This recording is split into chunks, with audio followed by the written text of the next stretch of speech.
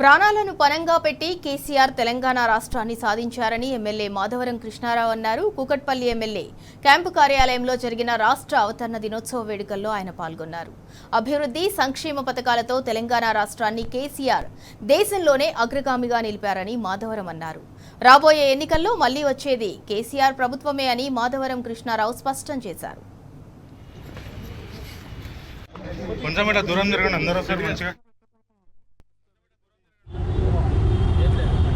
సుమారుగా 12-13 సంవత్సరాలై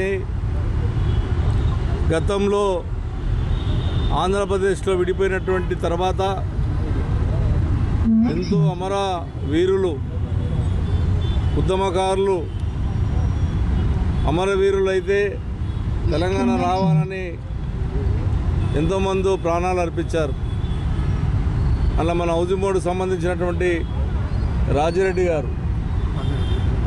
గారు, శ్రీకాంతాచారి గారు, ఎంతోమంది వందల మంది మన తెలంగాణ కావాలి, తెలంగాణ రాష్ట్రం వస్తేనే బాగుపడుతుందని మన కూకట్పల్లిలో సురేష్ రెడ్డి గారు, ఉద్యమకారులు ఎన్నో కష్టాలు పడి ఆ రోజున తెలంగాణ సాధించారు.